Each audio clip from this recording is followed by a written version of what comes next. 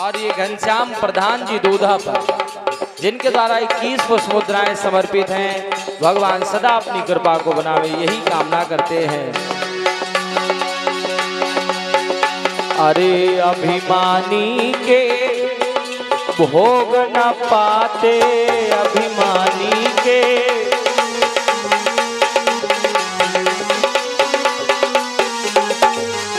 और राजाओं के घर नहीं जाते, राजाओं के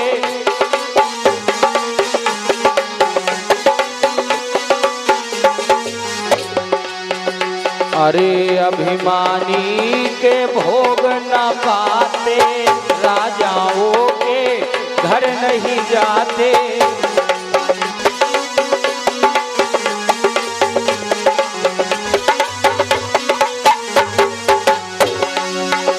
अरे सबरी के पेरन पे भय राजी, श्याम भाजी में राजी, विदुर घर की श्याम भाजी में राजी।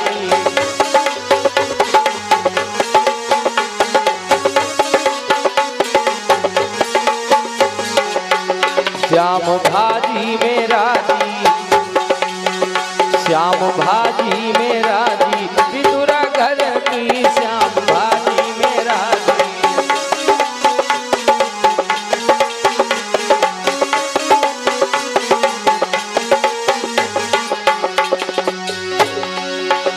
अरे बथुआ साग चनन की रोटी, बथुआ साग, अरे बथुआ साग चनन की रोटी,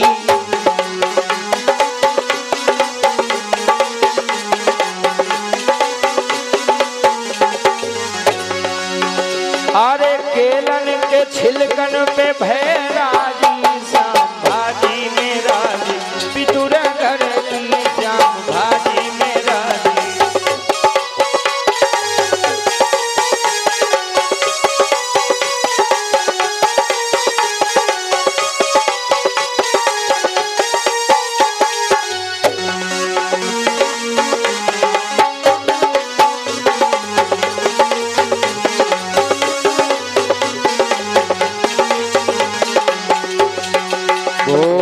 कन्हैया लाल की, बोले भक्त रसल भगवान की, बोले राधा रानी सरकार की।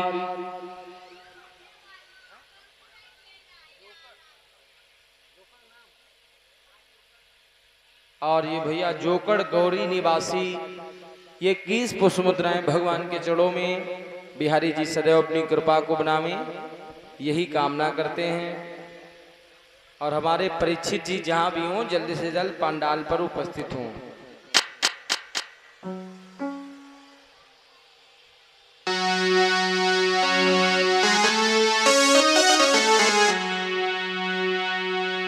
सभी भक्तों ने बड़े भाव से दिन में भगवान की पावनमयी कथा को रसपान किया कि किस प्रकार से वेद व्यास जी के पुत्र सुखदेव जी उत्तरानंदन महाराज परीक्षित को भगवान की पावनमयी कथाएं श्रवण कराते हैं।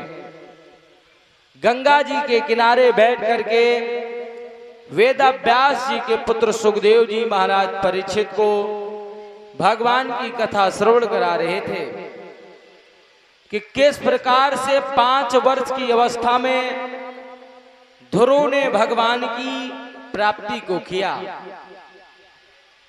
किस प्रकार से वो छोटा बालक सिर्फ जिसकी आयु सिर्फ 5 वर्ष की थी, 5 वर्ष की आयु में उसने भगवान की कठोर तप करके भगवान की प्राप्ति को किया।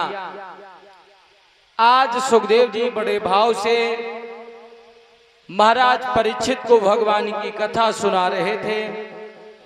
सुखदेव जी कहते हैं कि हे राजन परीक्षित, एक बार भगवान भूतनाथ भोले भंडारी मैया सती जी के साथ में सत्संग करने के लिए गए हुए थे। कहां पर? कुंभज ऋषि के यहां पर। और ये कुंभज ऋषि कहां पर रहा करते थे? प्रयागराज में। एक बार भगवान भूतनाथ भंडारी कहां पर गए? अरे एक बार त्रेता युग माही और शंभु गए कुंभज ऋषि पाई।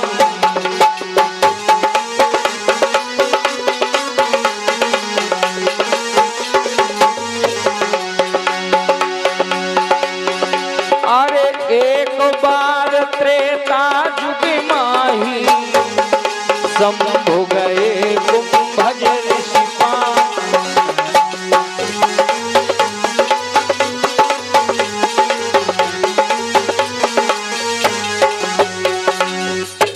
एक बार त्रेता युग माही और शंभु गए कुंभज ऋषि पाही।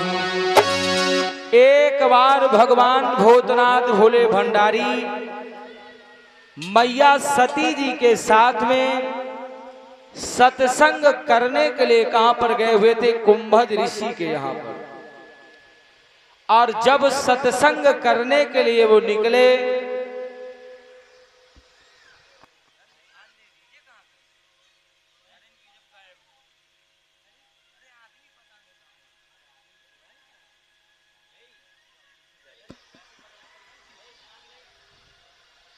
आज सुखदेव जी कहते हैं कि हे राजन परीक्षित, भगवान भूतनाथ भोले भंडारी मैया सती के साथ में कुंभज ऋषि के यहाँ पर पहुंचे।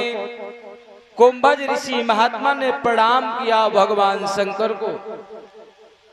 तो भगवान भूतनाथ भोले भंडारी ने कहा, हे महात्मा, हमें कृपा करके भगवान की लीलाओं का वर्णन करो, हमें भगवान की पावनमयी कथाएं सुनाओ। कुंभज ऋषि ने कहा कि हे प्रभु, हे भूतनाथ भोले भंडारी, मैं आपको क्या सुना सकता हूं? मैं आपको क्या सुनाऊं जो आपको ना पता हो? क्योंकि जानते हो सब तो देव हैं, लेकिन भगवान शंकर महादेव हैं। जितने भी देवी देवता हैं वो तो देव हैं, लेकिन भगवान शंकर महादेव हैं। लेकिन फिर भी वो भगवान की चर्चा को श्रवण करने के लिए कुंभज ऋषि महात्मा के यहां पर गए। अब साधारण व्यक्ति थोड़ा जान लेता है, कुछ समझ लेता है, कुछ पढ़ लेता है, तो वो अपने को ज्ञानी समझने लगता है, अपने को बहुत बड़ा विद्वान समझने लगता है। लेकिन भगवान शंकर को क्या नहीं पता था जो भगवान की कथा सुनने के लिए वो गए? उन्हें सब कुछ पता, फिर भी भगवान की कथा वो श्रवण करने के लिए कुंभज ऋषि महात्मा के यहाँ पर पहुंचे।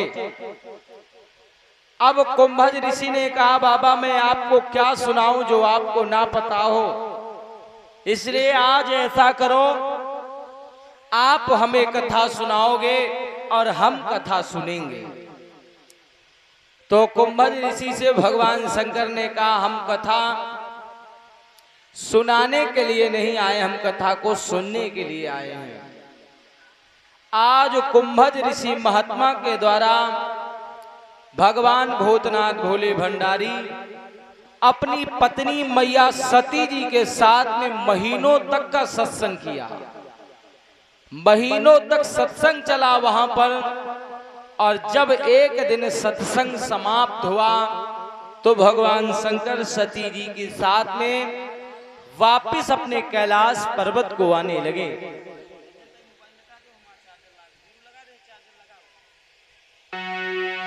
और जब भगवान शंकर वापिस आ रहे थे तो उस समय कौन सा युग चल रहा था? त्रेता युग। और त्रेता युग में ही भगवान श्री राम आए हुए थे। त्रेता युग में ही भगवान श्री राम आए थे। और जब भगवान शंकर वापिस आ रहे थे तो उस समय सीता हरण, दशरथ मरण, ये सब हो चुका था। और सीता की खोज में भगवान राम और लक्ष्मण